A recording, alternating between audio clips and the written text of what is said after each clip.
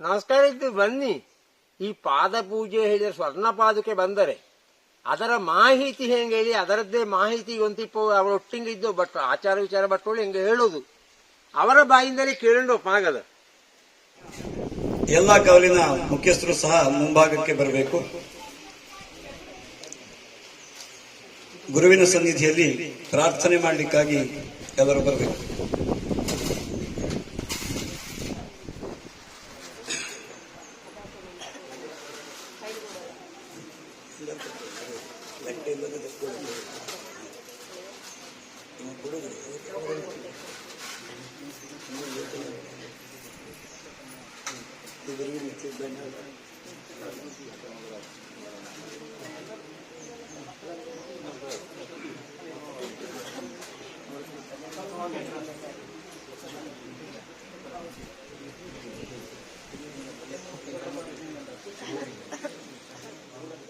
ಅವಿಚ್ಛಿನ್ನ ಗುರು ಪರಂಪರೆಯ ಎಲ್ಲ ಯತೀಶ್ವರರ ಸನ್ನಿಧಿಯಲ್ಲಿ ಕೋಡಿ ಮೂಲದವರಾದ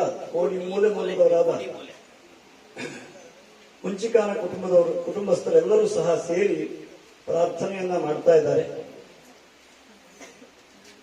ಹಿರಿಯರ ಕಾಲದಿಂದಲೂ ಯಾವುದೋ ಕಾರಣದಿಂದಾಗಿ ಒಬ್ಬರಿಗೊಬ್ಬರಿಗೆ ಮನೆಗೆ ಹೋಗಿ ಬರುವಂತಹ ವಿಷಯ ದೂರಾಗಿದ್ದು ಬಹು ಪ್ರಯತ್ನದಿಂದಲೂ ಸಹ ಈವರೆಗೆ ಕೂಡಿ ಬರಲಿಲ್ಲ.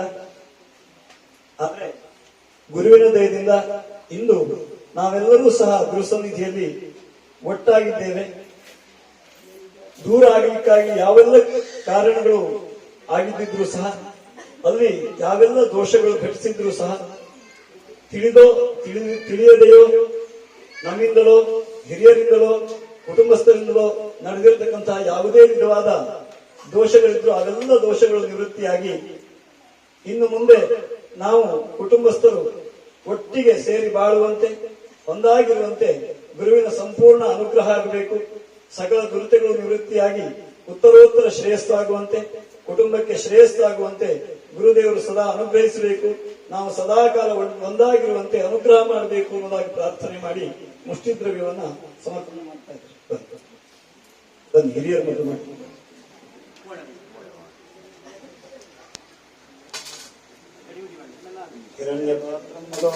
ಪೂರ್ಣಂ ದಧಾತಿ ದ್ರವ್ಯೋ ಸಾನೀತಿ ಏಕದಾ ಬ್ರಹ್ಮಣ ಉಪಹರತಿ. ಹಿರಣ್ಯಗರ್ಭಸ್ಥಂ ಭಾವಸೋಹಂ ಅನಂತ ಪುಣ್ಯ ಫಲದಂ ಶಾಂತಿಂ ಪ್ರೇಕ್ಷಮಿ.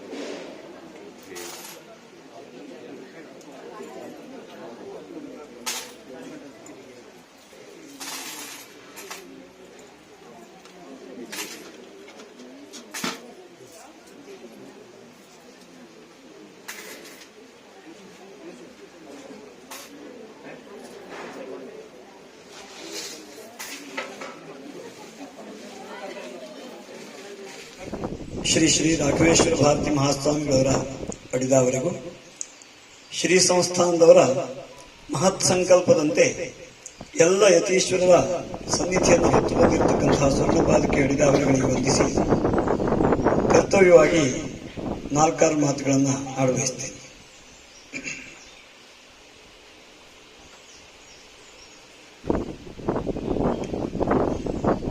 ಇಂದಿನ ದಿನ ಸುದಿನ. ಖಂಡಿತವಾಗಿ ಈ ಕುಟುಂಬದ ಪಾಲಿಗೆ ಈ ದಿನ ಸುದಿನ.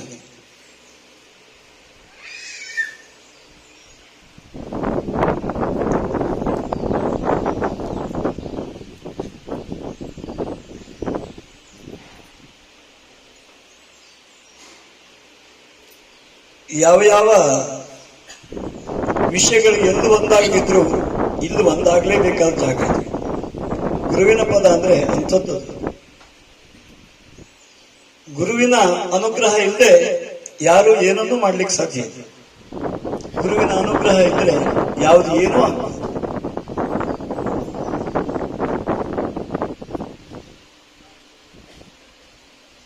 ನಮ್ಮ ಭಾರತೀಯವಾಗಿರ್ತಕ್ಕಂಥ ಸಂಸ್ಕೃತಿ ಅನ್ನೋದು ಅತ್ಯಂತ ವಿಶಿಷ್ಟವಾಗಿದ್ದು ಅರ್ಥಪೂರ್ಣವಾಗಿತ್ತು. ಅದು ಭಗವಂತನ ಸಂಕಲ್ಪಕ್ಕೆ ಅನುಸಾರವಾಗಿದ್ದಿತ್ತು. ಆದ್ರಿಂದ ಅಷ್ಟು ವೈಜ್ಞಾನಿಕವಾಗಿರ್ತಕ್ಕಂಥ ವ್ಯವಸ್ಥೆ ಇತ್ತು. ಹೇಗೊಂದು ಭಗವಂತನ ಕರುಣೆ ಒಂದು ವಿಸ್ತಾರವಾಗಬೇಕು ಅನ್ನುವಾಗ ಅದು ಈ ಜಗತ್ತಾಗಿ ಸೃಷ್ಟಿಯಾಯಿತು.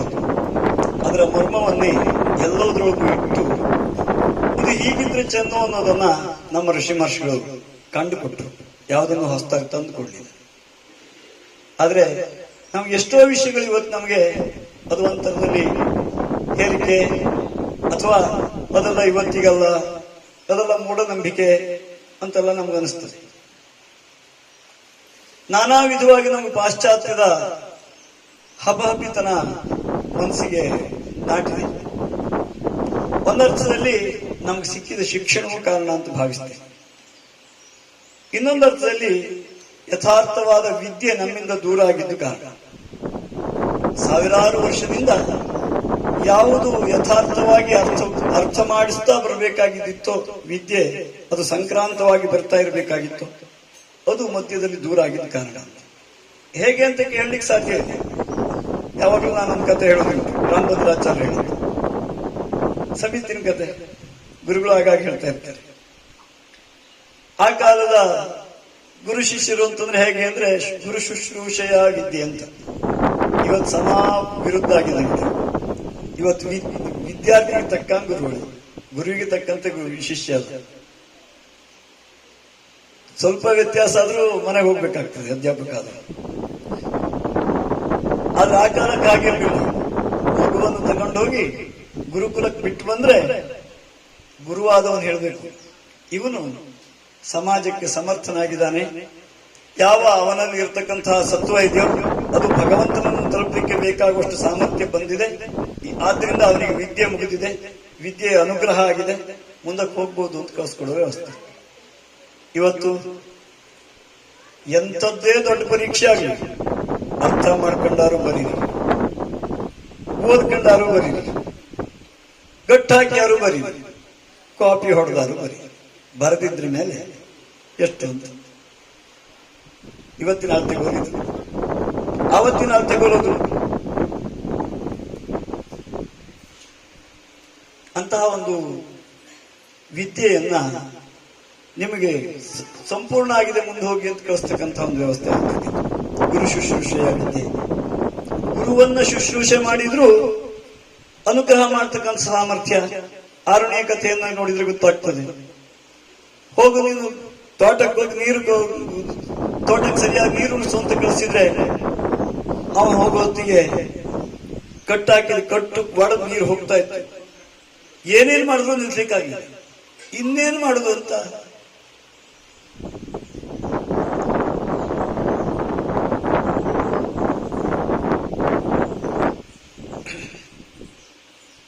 ಅಡ್ಡಕ್ಕೆ ಮನಗುಟ್ಟು ನನ್ನ ಹತ್ರ ಮಾಡುವ ಪರಮಾವಧಿ ಕಾರ್ಯ ಏನು ಅಂತ ನೋಡಿ ಅಡ್ಡಕ್ಕೆ ಮನಗಿದೆ.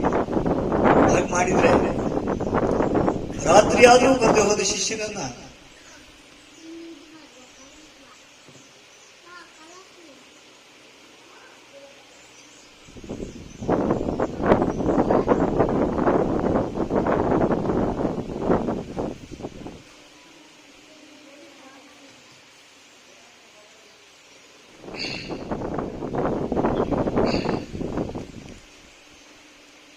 ಗುರುವಿನ ಕರುಣೆ ಅಂದ್ರೆ ಅಂಥದ್ದು. ಹೋಗಿ ನೋಡಿದ್ರೆ ತೋಟದಲ್ಲಿ ನೀರಿಗೆ ಅಡ್ಡ ಬಂದಿದೆ, ಬೆಳಗಾಗಿದೆ ಅಷ್ಟೊತ್ತಿಗೆ.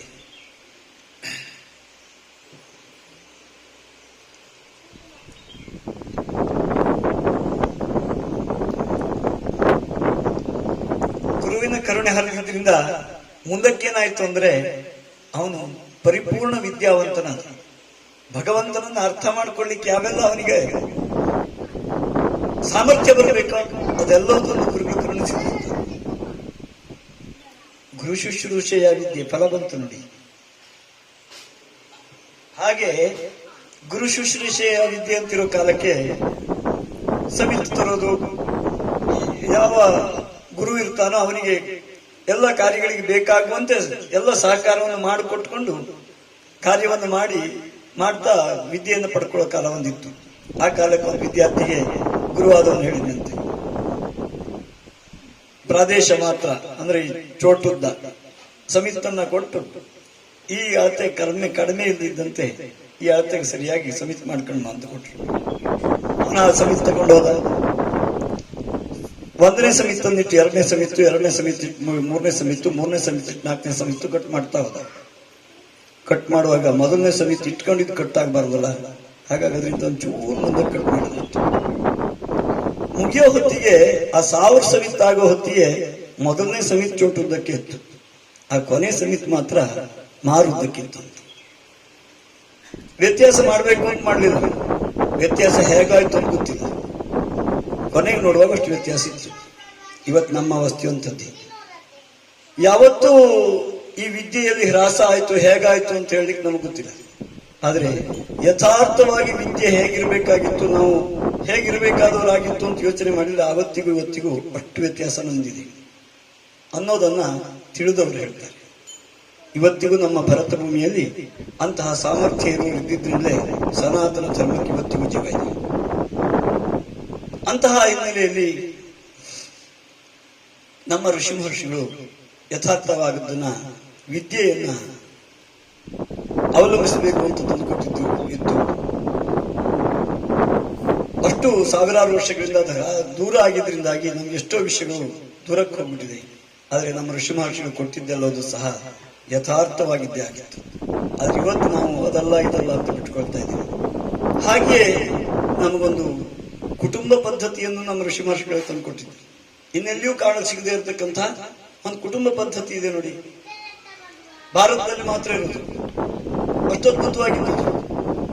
ಬೇರೆ ದೇಶಗಳಿಗೆ ಭಾರಿ ಮುಂದುವರೆದ ದೇಶ ಅಂತ ಹೋದ್ರೆ ಯಾರಪ್ಪನೋ ಯಾರಮ್ಮನೋ ಯಾರ ಮಗನೋ ಯಾವಾಗ ಎಲ್ಲೋ ಏನೋ ಯಾವ ಸಂಬಂಧವೂ ಇಲ್ಲ,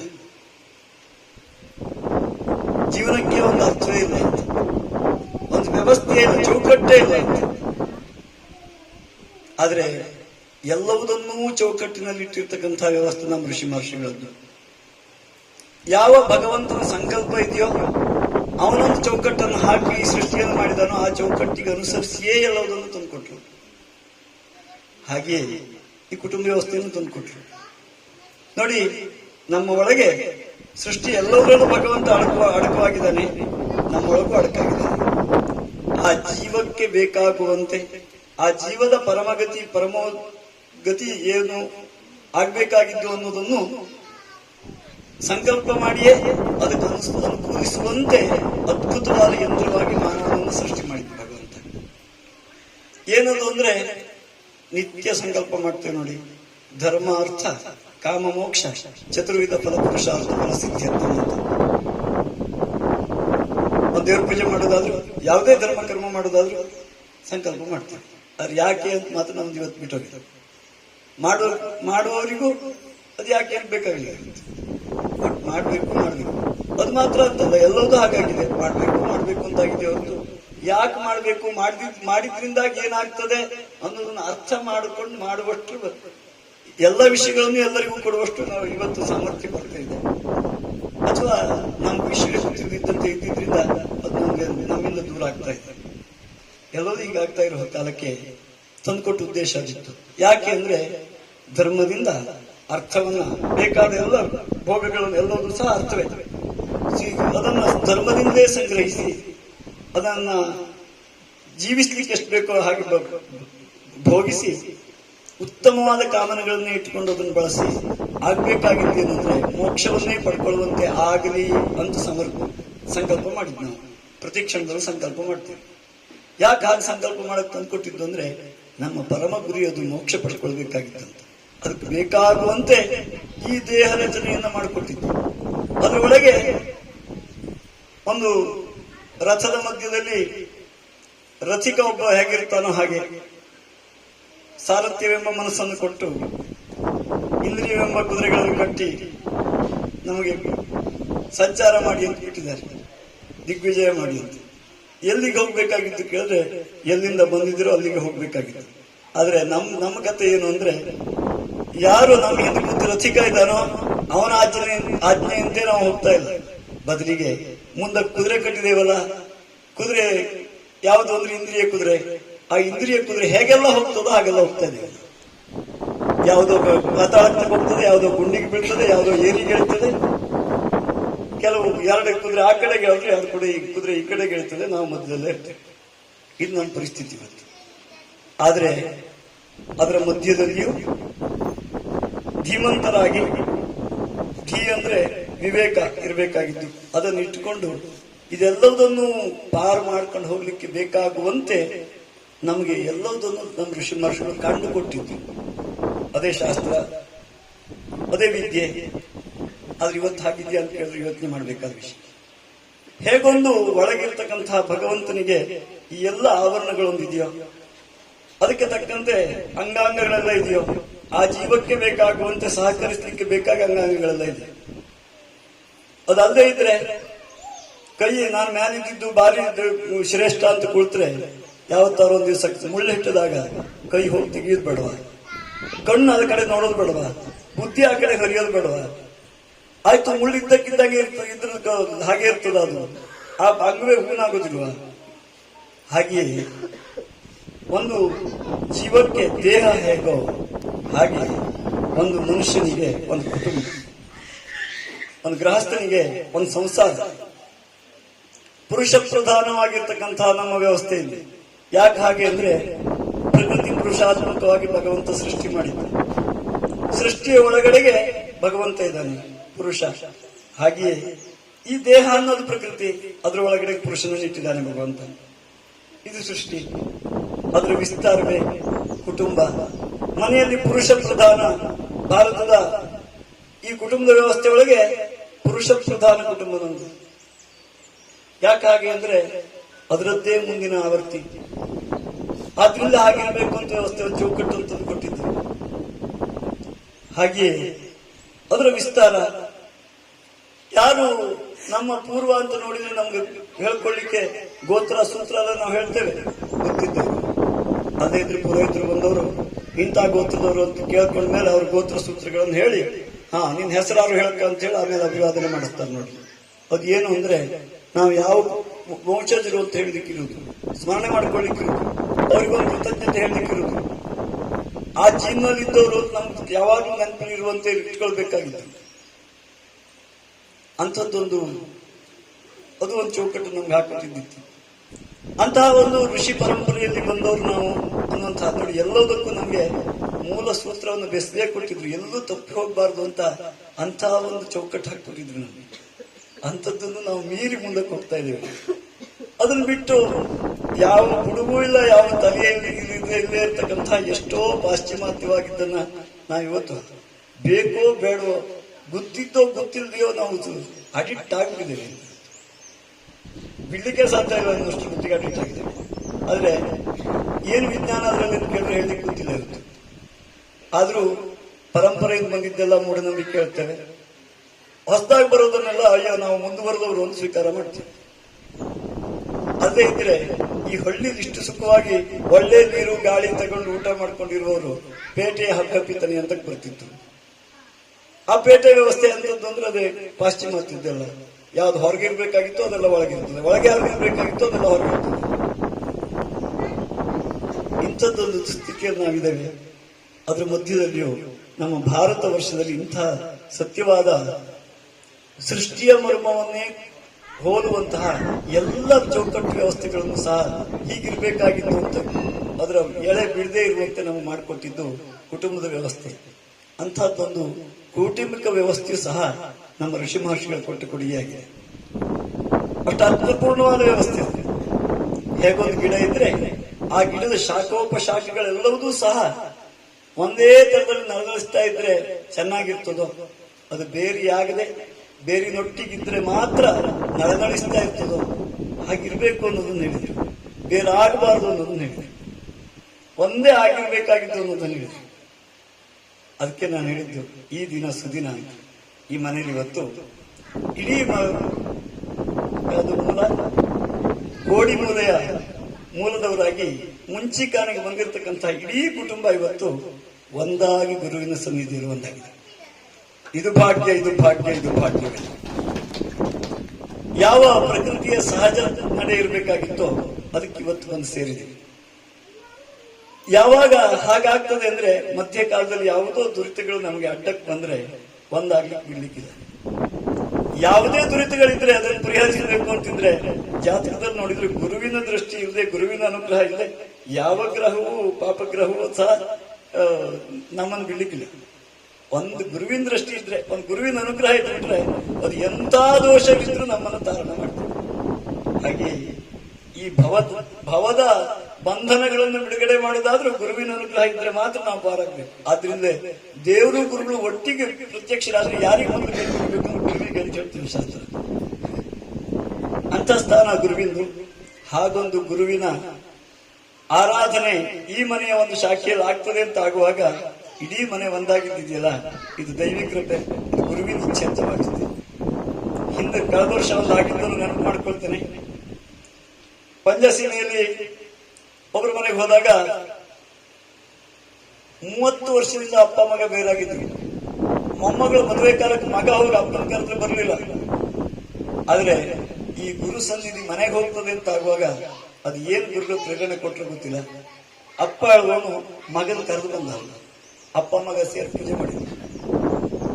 ತುಂಬಾ ಸಂತೋಷ ಅಂದ್ರೆ ಮರು ವರ್ಷ ಹೋಗ್ತೇವೆ, ಆ ಹಿರಿಯ ಚೈತನ್ಯ ಇಲ್ವೇ ಇಲ್ಲ. ಒಂದು ವೇಳೆ ಹಾಗೆ ಇದ್ದಿದ್ರೆ ಅವ್ರು ಕರ್ಮ ಮಾಡ್ಲಿಕ್ಕೂ ಹಿರಿ ಮಗ ಬರುವಂತಿಲ್ಲ.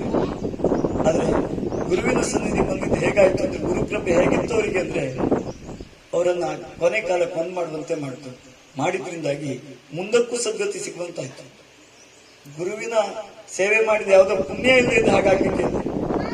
ಹಾಗೆ ನಮ್ಮ ಪೂರ್ವಜರ ಯಾವ್ದಾದ್ರು ಪುಣ್ಯಾಂಶ ಇದ್ರೆ ಹೀಗೆಲ್ಲ ಸೇರಿ ಬರ್ತದೆ. ಕೇಳಿದೆ, ಇದು ಈ ಮನೆ ಕೂಡಿ ಬರಬೇಕು ಅಂತ ಆಗಿದ್ದು 12 ದಿವಸದಲ್ಲಿ. ಕಾರಣ ಆಗಿದ್ದು ಗುರುಗಳು ಬರ್ತಾರೆ ಅನ್ನೋ ವಿಷಯವೇ ಕಾರಣ ಆಗಿದ್ದು. ಏನೇ ಪ್ರೇರಣೆ ಕೊಡಲಿ, ಯಾರಿಗೆ ಪ್ರೇರಣೆ ಆಗಿದ್ದಿರಲಿ, ಗುರು ಪ್ರೇರಣೆ ಕೊಟ್ಟಿದ್ರಿಂದ ಆಯ್ತು. ಅದಾದ್ರೆ ಹಾಗೆ ಆಗ್ಬೇಕು ಅಂತ ಇರ್ಲಿಲ್ವಲ್ಲ. ತುಂಬಾ ಸಂತೋಷವಾಯ್ತು. ಇದು ಗುರುವಿಗೆ ಖಂಡಿತವಾಗಿ ಮೆಚ್ಚುಗೆ ಆಗ್ತದೆ. ಯಾಕೆಂದ್ರೆ ಇರ್ಬೇಕಾಗಿದ್ದೆ ಹೀಗೆ ಸಹಜವಾಗಿ ನಾವು ಇರ್ತೇವೆ ಅಂತಿದ್ರೆ ಅದಕ್ಕಿಂತ ಹೆಚ್ಚಿಗೆ ಗುರುವಿಗೆ ಏನಾಗಬೇಕಾಗಿದ್ದೆ. ಶಿಷ್ಯರಾದವರು ಎಲ್ಲರೂ ಒಟ್ಟಾಗಿ ಒಂದಾಗಿ ಯಾವ ಧ್ಯೇಯ ಇದೆಯೋ ಅದ್ರ ಕಡೆಗೆ ಮನಸ್ಸಿಟ್ಟು ಕಾರ್ಯ ಮಾಡ್ತಾರೆ ಅಂತಂದ್ರೆ ಅದಕ್ಕಿಂತ ಹೆಚ್ಚಿಗೆ ಗುರುವಿಗೆ ಅಪೇಕ್ಷೆ ಪಡ್ತಾರೆ. ಹಾಗಾಗಿ ಈ ದಿನ ಸುದಿನ ಈ ಕಾರ್ಯ ಅತ್ಯಂತ ಶ್ಲಾಘನೀಯ. ಅದಕ್ಕೆ ನನಗನ್ನಿಸ್ತು, ಗುರುವಿನ ಸನ್ನಿಧಿಯಲ್ಲಿ ಮುಷ್ಟಿದ್ರವ್ಯ ಸಮರ್ಪಣೆ ಅನ್ನೋದು ಅತ್ಯಂತ ಪ್ರಶಸ್ತಿ ಹೊಂದಿದ್ದು. ಯಾವುದೇ ದೋಷಗಳಿದ್ರು ಪರಿಹರಿಸತಕ್ಕಂಥ, ಯಾಕಂದ್ರೆ ಲೆಕ್ಕ ಮಾಡಾಕ್ತದಲ್ಲ, ಮುಷ್ಟಿ ಕಟ್ಟು ಹಾಕ್ತೇವೆ. ಹಾಕುವಾಗ ಆ ಭಕ್ತಿ ಅದರಲ್ಲಿ ಸೇರಿದ್ದಾಗ ಮಾತ್ರ ಅದು ಕಾರ್ಯ ಆಗ್ತದೆ. ಹಾಗೆ ಎಲ್ಲರೂ ಸಹ ಇವತ್ತು ಪ್ರಾರ್ಥನೆ ಮಾಡಿದ್ದಾರೆ. ಹಿಂದಿನ ಯಾವ ಲೋಪದೋಷಗಳಿದ್ದವೆಲ್ಲ ದೂರವಾಗಲಿ ಅನ್ನೋದಾಗಿ ಪ್ರಾರ್ಥನೆ ಮಾಡಿದ್ದಾರೆ. ಅವರ ಪ್ರಾರ್ಥನೆಯನ್ನು ಮನ್ನಿಸಿ ಗುರುದೇವರು ಮುಂದಕ್ಕೆ ಈ ಮನೆಗೂ ಮರಕ್ಕೂ ತುಂಬಾ ವ್ಯತ್ಯಾಸ ಇಲ್ಲ ನೋಡಿ. ಮರ ಇದ್ದಾಗೆ ಮನೆ ಒಂದು ಕುಟುಂಬವಾಗಿ ಶಾಖೋಪಶಾಖವಾಗಿ ವಿಸ್ತಾರ ಆಗ್ತದೆ ನೋಡಿ. ಯಾವುದೇ ಶಾಖೆಯಲ್ಲಿ ನಾವು ಒಂದು ಮರದ ಒಂದು ಗೆಲ್ಲೆಯನ್ನು ಕಡಿತೇವೆ ಅಂತಿದ್ರೆ ನಮ್ಮ ಕಣ್ಣಿಗೆ ಕಾಣದೇ ಇರಬಹುದು, ಆದ್ರೆ ಆ ಇಡೀ ಮರಕ್ಕೆ ಒಂದು ದಾಸಿ ಆಗ್ತದೆ, ಬಾಡ್ತದೆ ಮರ. ಹಾಗೆಯೇ ಯಾವುದೋ ಒಂದು ಶಾಖೆಗೆ ತೊಂದರೆ ಆಯ್ತು ಅಂತಿದ್ರು ಆಶೋಚ ಬಳಸುವಂತ ವ್ಯವಸ್ಥೆ ಎಲ್ಲ ಬಂದಿದ್ದು ಅದ್ರ ಮೇಲೆ, ಆ ಹಿನ್ನೆಲೆಯಲ್ಲಿ ಬಂದಿತ್ತು. ಅದು ಒಂದಾಗಿರ್ಬೇಕಾಗಿತ್ತು. ಇವತ್ತು ಒಂದಾಗಿದ್ದು ಅತ್ಯಂತ ಶ್ಲಾಘನೀಯ. ಹಾಗೆ ಬೇರಿನಿಂದಲೇ ನೀರು ಹೋದಾಗ ಹೇಗೆ ಇಡೀ ಮರ ನಳನಳಿಸ್ತದೋ ಹಾಗೆ ಗುರುವಿನಿಂದಲೇ ಒಂದಾಗಿರ್ತಕ್ಕಂಥ ಈ ಕುಟುಂಬ ಗುರು ಅನುಗ್ರಹದಿಂದ ಸದಾ ಒಂದಾಗಿರುವಂತೆ ಅನುಗ್ರಹ ಆಗಲಿ ಪ್ರಾರ್ಥಿಸ್ತೇನೆ. ಇಂತಹ ಎಷ್ಟೋ ಸತ್ಯವಾದ ವಿಚಾರಗಳನ್ನ ವಿದ್ಯೆಯನ್ನು ನಮಗೆ ಕೊಡ್ತಾ ಇತ್ತು, ಇವತ್ತು ನಮಗೆ ಸಿಗ್ತಾ ಇರೋ ಅಂತಹ ಎಷ್ಟೋ ವಿಷಯಗಳನ್ನ ಅರ್ಥ ಮಾಡಲಿಕ್ಕೆ ಇವತ್ತು ವಿಷ್ಣುಗುಪ್ತ ವಿಶ್ವವಿದ್ಯಾಪೀಠ ಸಮರ್ಥವಾಗಿದೆ. ನಮ್ಮೆದುರಿಗೆ ಸಾವಿರ ಪ್ರಶ್ನೆಗಳು ನಿಂತ್ಕೊಳ್ತಾರೆ. ಯಾಕೆ ಅಂತ ಕೇಳಿದ್ರೆ ಉತ್ತರ ಹೇಳಲಿಕ್ಕೆ ನಿಂತಿದ್ದಂತೆ. ಸಣ್ಣ ಆಚರಣೆಗಳನ್ನು ಸಹ ಯಾಕೆ ಅಂತ ಕೇಳಿದ್ರೆ ಹೇಳಿ ಗೊತ್ತಿಲ್ಲ ಅನ್ನೋ ಪರಿಸ್ಥಿತಿ ಇದ್ದೇವೆ. ಬಸ್ ಮಾಚಬೇಕು ಯಾಕೆ ಅಂತ ಮಕ್ಕಳು ಕೇಳಿದ್ರೆ, ಸಂಧ್ಯಾವಂದನೆ ಯಾಕೆ ಮಾಡ್ಬೇಕು ಅಂತ ಕೇಳಿದ್ರೆ, ಕುಂಕುಮ ಯಾಕೆ ಅಲ್ಲೇ ಹಚ್ಚಬೇಕು ಅಂತ ಕೇಳಿದ್ರೆ, ಬಳೆ ಯಾಕೆ ಹಾಕ್ಬೇಕು ಅಂತ ಕೇಳಿದ್ರೆ, ಹೀಗೆ ನಾವು ಪ್ರಶ್ನೆ ಮಾಡ್ತಾ ಹೋದ್ರೆ ಸಾವಿರ ಸಾವಿರ ಪ್ರಶ್ನೆ ನಮ್ಮ ಎದುರು ನಿಂತ್ಕೊಳ್ತದೆ ಹಂಗೆ. ಆದ್ರೆ ಕೋಟಿ ಪ್ರಶ್ನೆ ಇದ್ರು ಉತ್ತರ ಕೊಡ್ಲಿಕ್ಕೆ ವಿಷ್ಣುಗುಪ್ತ ಇವತ್ತು ಸಮರ್ಥವಾಗಿದೆ. ಯಾಕೆ ಬೇಕು ವಿಷ್ಣುಗುಪ್ತ ಅಂದ್ರೆ ನಮ್ಮ ಮುಂದಿನ ಸಮಾಜವಾದ್ರೂ ವಿದ್ಯಾ ಸಮಾಜ ಆಗ್ಬೇಕು ಅಂತಿದ್ರೆ ಬೇಕು. ಈಗ ನಮ್ಮ ಕರ್ತವ್ಯ ಅಂತದ್ದು ಅಂದ್ರೆ ಅಂಥದ್ದೊಂದು ವಿದ್ಯಾ ದೇಗುಲವನ್ನ ಕಟ್ಟಿ ನಿಲ್ಲಿಸಿ ನಮ್ಮ ಸಮಾಜಕ್ಕೆ ಕೊಡುಗೆಯಾಗಿ ಕೊಡಬೇಕಾಗಿದ್ದು ನಮ್ಮ ಕರ್ತವ್ಯ. ಅದನ್ನ ಯಥಾರ್ಥವಾಗಿದ್ದು ಹೀಗಿದೆ ಅಂತ ಸಂಚಲನ ಮಾಡ್ಲಿಕ್ಕಾಗಿ ಸಂಚಾರ ವ್ಯವಸ್ಥೆ ಮಾಡಿಕೊಟ್ಟಿದ್ದು ಈ ಸ್ವರ್ಣ ಪಾದಕ ಸಂಚಾರ. ಎಷ್ಟೋ ಸರ್ತಿ ಪ್ರಶ್ನೆ ಇರ್ತದೆ, ಗುರುಗಳಿರುವಾಗ ಯಾಕೆ ಸಂಚಾರ ಅಂತ, ಮತ್ತೆ ಯಾಕೆ ಸಂಚಾರ ಬರಬೇಕು ಅಂತ ಕೆಲವು ಸರಿ ಪ್ರಶ್ನೆ ಇರ್ತದೆ. ನೋಡಿ, ಗುರುಗಳು ಬಂದಾಗಿಂದ ಇಲ್ಲಿವರೆಗೆ ನಾನಾ ವಿಧವಾಗಿ ನಮ್ಮ ಸಮಾಜವನ್ನು ಸಂಸ್ಕಾರ ಮಾಡುವ ಪ್ರಯತ್ನ ಮಾಡಿದ್ದಾರೆ, ನಾನಾ ವಿಧವಾದ ಸಂಸ್ಕಾರವನ್ನು ಕೊಟ್ಟಿದ್ದಾರೆ. ಅದು ಸಾಕಾಯ್ತಾ ಅಂತ ಕೇಳಿದ್ರೆ ಆರಂಭ ಮಾಡಿದ್ದಾರೆ ಅಷ್ಟೇ, ಇನ್ನೂ ಎಷ್ಟು ಆಗ್ಬೇಕಾಗಿದ್ದಿದೆ ಅಂತ. ಅಷ್ಟು ದೂರಕ್ಕಿದ್ದೇವೆ ನಾವು. ಅದು ಎಲ್ಲೋ ಒಂದ್ ಕಡೆ ಶುರುವಾಗ್ಬೇಕಲ್ಲ, ಆ ಕಾರ್ಯವನ್ನು ಖಂಡಿತ ಮಾಡೋದಿಲ್ಲ. ಅದರ ಮುಂದಿನ ಪ್ರಯತ್ನವಾಗಿಯೇ ಇಂಥ ಕಾರ್ಯಗಳನ್ನು ಮಾಡ್ತಾ ಇರೋದು. ಹಾಕಿದ ಈ ಸಂಚಾರವೂ ಸಹ ನೋಡಿ, ಇಷ್ಟೆಲ್ಲ ನಾನು ಒಂದು 4 ವಿಷಯ ಹೇಳಿದೆ. ಇಷ್ಟು ವಿಷಯ ಎಲ್ಲರಿಗೂ ನಾಳೆ ಕೇಳಿದ್ರೆ ಹೇಳಿಕ್ ಬರ್ಲಿಕ್ಕೆ ಬಂದಿದ್ದ, ತಲೆ ಉಳ್ಕೊಂಡಿದ್ದ. ನಮ್ಮ ಪರಿಸ್ಥಿತಿ ಇವತ್ತು ಆಗಿದೆ ಅಂತ. ಆದ್ರೆ ನೀರಡಿಕೆ ಆದವನಿಗೆ ಒಂದೇ ಸರ್ತಿ ನೀರು ಕೊಡಿದ್ರೆ ಗೊಟ್ಟಕ್ಕೊಂದು ಅನುಮತಿ. ಮೊದಲು ಸಕ್ಕರೆ ಕೊಟ್ಟು, ಸಿಹಿಯಾಗಿದ್ದನ್ನು ಬಾಯಿಗೆ ಕೊಟ್ಟು, ಇಷ್ಟಿಷ್ಟೇ ನೀರು ಕೊಟ್ಟು, ನೀರು ಇಳಿದ ಮೇಲೆ ಆಮೇಲೆ ಎಷ್ಟು ಬೇಕೋ ಅಷ್ಟು ನೀರು ಕುಡಿಸ್ಬೇಕು ನೋಡಿ. ಹಾಗೆಯೇ ಇವತ್ತು ನಮ್ಮ ಪರಿಸ್ಥಿತಿ ಅದೇ.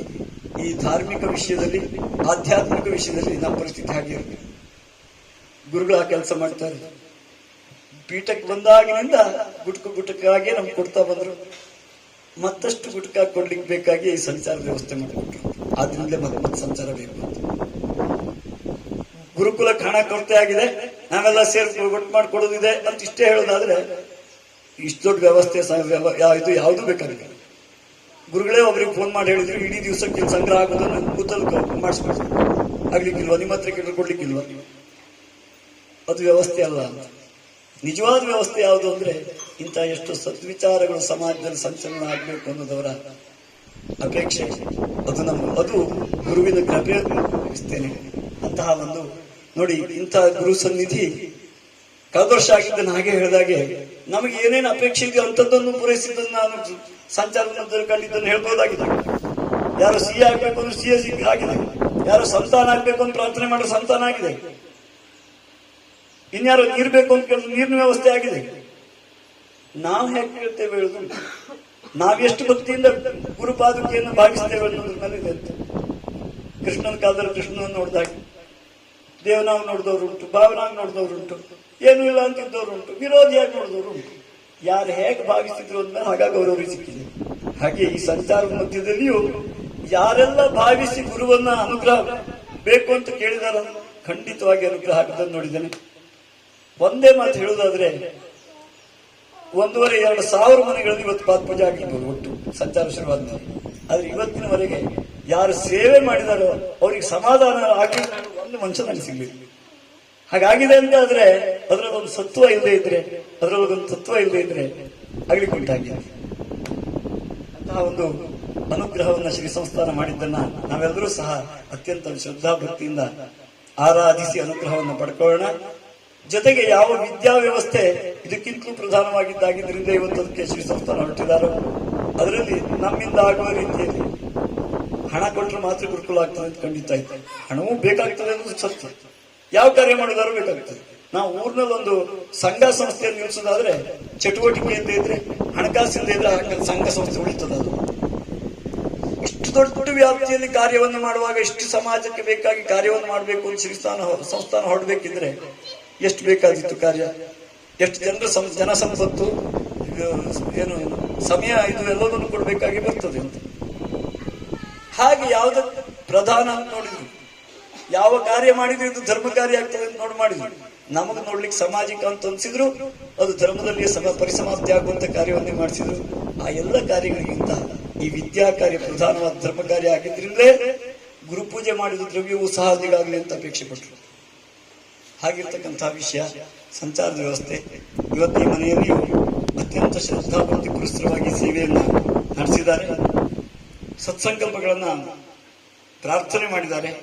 ಯಾವ ಒಂದು ಕಲ್ಯಾಣಾಧಿಕಾರಿಗಳು ನಡಿಬೇಕು ಅನ್ನುವಂತಹ ಸಂಕಲ್ಪ ಮಾಡಿದ್ರು ಆ ಕಾರ್ಯವೂ ಸಹ ಗುರುದೇವರ ಅನುಗ್ರಹದಿಂದ ಅತಿ ಶೀಘ್ರವಾಗಿ ಆಗುವಂತೆ ಆಗಲಿ ಅನ್ನೋದಾಗಿ ಪ್ರಾರ್ಥನೆ ಮಾಡಿ ಯಾವೆಲ್ಲ ಸತ್ಸಂಕಲ್ಪಗಳನ್ನು ಸಂಕಲ್ಪ ಮಾಡಿದಾರೋ ಈ ವಿದ್ಯೆಯನ್ನ ವಿಷ್ಣುಗುಪ್ತ ವಿದ್ಯೆಯನ್ನ ಪಡ್ಕೊಂಡು ಧರ್ಮವೀರುಗಳಾಗಬೇಕು ಅನ್ನೋ ಶ್ರೀ ಸಂಸ್ಥಾನದ ಒಂದು ಸಂಕಲ್ಪ.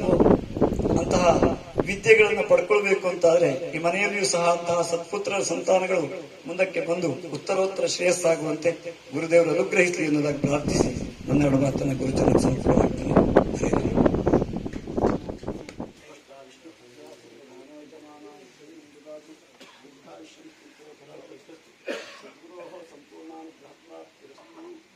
ಶ್ರೀಮದ್ ಜಗದ್ಗುರು ಶಂಕರಾಚಾರ್ಯ ಶ್ರೀಮದ್ ರಾಘವೇಶ್ವರ ಭಾರತಿ ಸ್ವಾಮಿ ಮಹಾರಾಜ್ ಕಿ ಸ್ವರ್ಣಪಾದುಕೆ ಮಾಹಿತಿ ಸಂಪೂರ್ಣ ಗೊಂತಾತಾನೆ. ಇನ್ನದಲ್ಲಿ ನಮಗೆ ತಟವಟಪ್ಪದೊಡ ಎಲ್ಲಾ ವರ್ಗದ ಎಲ್ಲಾ ಜನರ ಮನೆಗೂ ಸ್ವರ್ಣಪಾದುಕೆ ತರಿಸಲಕ್ಕೂ ತರಿಸಿ ಪೂಜೆ ಮಾಡ್ಲಕ್ಕೂ ಅದರ ಎಲ್ಲ ಮಾಹಿತಿ ಅವೇ ಹೇಳಿರೋದು. ಇನ್ನು ಆನೆಂತ ಹೇಳೋದು ಕಾಮ ಹರೇ ರಾಮ.